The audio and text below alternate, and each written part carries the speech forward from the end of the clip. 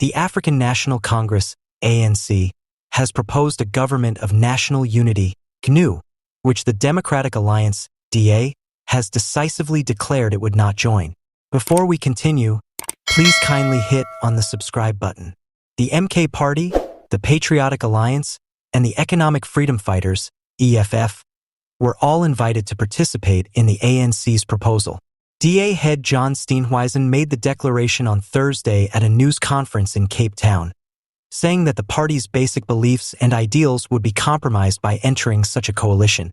Steenhuisen said, "We cannot in good conscience associate ourselves with groups that we feel do not share our vision for South Africa.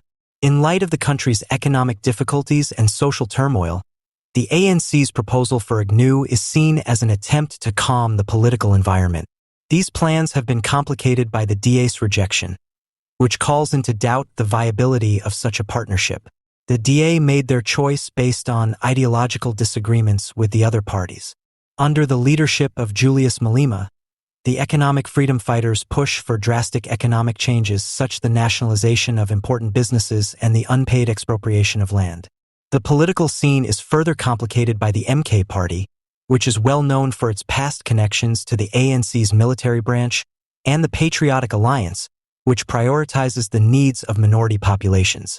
The DA's goals, according to Steenhuisen, are still job creation, economic development, and good government, all of which would be harmed by the other parties' participation in a GNU. We oppose the policies of the proposed coalition partners because we believe in a market-based economy and respect for the rule of law," he said. The ANC has not yet replied to the denial from the DA.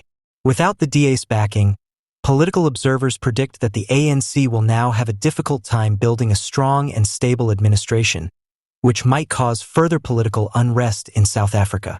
South Africans are left to consider how the DA's choice would affect the political and economic stability of their nation as events unfold.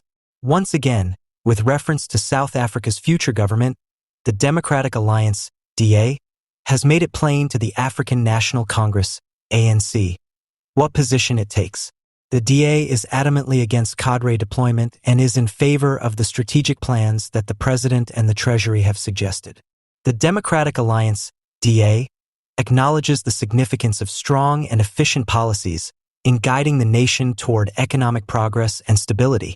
The party has said that it is in favor of the Treasury's economic plan, which emphasizes cutting public debt, increasing infrastructure spending, and promoting employment growth. The President's measures to improve service delivery, revive state-owned firms, and fight corruption are likewise supported by the DA. These actions are seen to be crucial for maintaining sustainable development and winning back investor trust. But there's a big catch to the DA's support. They vehemently oppose cadre deployment.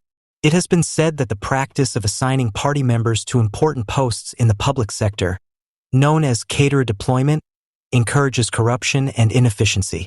According to the DA, this approach erodes meritocracy and results in inefficient use of public funds. It has advocated for an appointment system that is merit-based in order to guarantee that capable and qualified people are assigned to positions of authority, therefore increasing the efficiency of public institutions. The Democratic Alliance, DA, seeks to guarantee that the nation's government is defined by proficiency, openness, and responsibility by supporting the elimination of cadre deployment. The party thinks that accomplishing the objectives stated by the President and the Treasury requires terminating cadre deployment. This strategy fits with the Democratic Alliance's, DA, larger goal of a strong state that looks out for the interests of all South Africans, not just a few. To sum up, the DA wants the ANC to accept the good ideas and changes that the President and the Treasury have suggested, but they also want the ANC to give up on the harmful cadre deployment practice. The DA thinks that this is the way to a government that is more egalitarian and successful. Once again, the African National Congress Youth League ANCYL has proclaimed that it fully endorses the African National Congress's ANC Government of Unity, GNU, strategy, seeing it as a critical step in promoting inclusive economic development and attending to the needs of all South Africans, especially the younger generation. According to the ANCYL, this strategy would put an emphasis on efficient service delivery and guarantee that vital services are provided to all areas of the nation.